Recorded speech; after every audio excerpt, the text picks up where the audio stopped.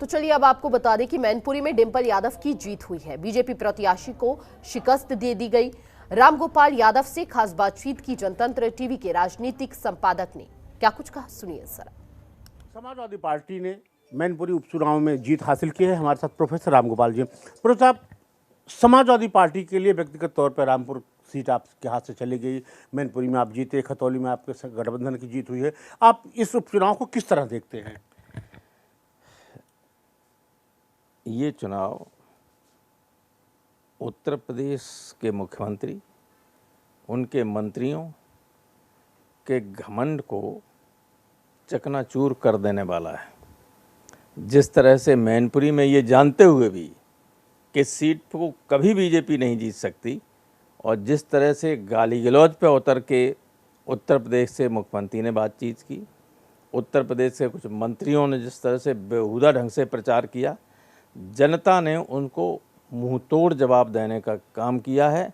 और ये बता दिया है कि केवल मैनपुरी में ही नहीं, उत्तर प्रदेश में 24 में उत्तर प्रदेश की जनता बड़े पैमाने पर चुनाव बीजेपी को हराने जा रही है और समाजवादी पार्टी को जिताने जा रही है। सर, रामपुर को लेकर के आप शिकायत किए थे, क्या ये लो टर्न आउट ही उसका एक वजह थी?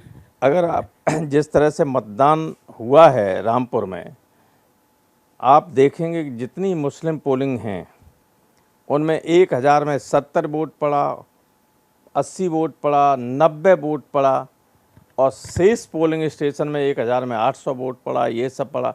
इसके बावजूद आज समाजवादी पार्टी वहाँ लीड कर रही थी 20वें चक्र तक। जब देखा और ऊपर से ये निर्देश हुए कि ये तो कम से कम जैसे वोट डालने दिए वैसे ही कुछ करो गतिविधि, तो हमारे सारे मतदाताओं को काउंटिंग से बाहर भेज दिया गया, मार के भगा दिया गया, प्रेस को बाहर कर दिया गया, और जो 10,000 वोट से हमारा उम्मीदवार जीत रहा था उसको 10,000 वोट से पीछे दिखाना शुरू कर दिया।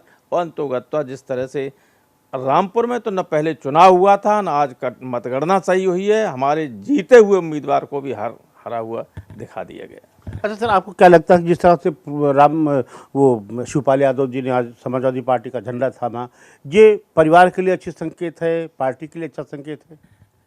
शिवपाल जी पार्टी के लिए काम कर ही रहे थे और बहुत बढ़िया काम किया चुनाव में, और हम लोग सभी चाहते थे कि वो साथ ही रहें, अलग क्या रहें। तो झंडा तो कल ही ले लिया था उन्होंने, आज अपनी पार्टी को मर्ज कर दिया है, हम उनका स्वागत करते हैं। अच्छा सर, अब आपको क्या लगता है कि आखिरी सवाल है कि आपको लगता है 2024 में जिस तरह से रामपुर में वोट नहीं डालने दिया गया, जिस तरह से मैनपुरी में आपके कार्यकर्ताओं को जेल की सलाखों के पीछे भेजा गया, आपका आरोप था, तो ये 2024 के लिए एक चुनौती होगी आपके लिए? कोई चुनौती नहीं होगी। जब ये तो एक चुनाव था, जब आम चुनाव होता है तब ऐसा कभी नहीं हो सकता। आम चुनाव ऐसा करेंगे जनता विद्रोह कर देगी, जो ऐसा करेगा उनको जनता मार मार के ठीक कर देगी। आम चुनाव नहीं ऐसा हो सकता है। बैठो डॉक्टर साहब।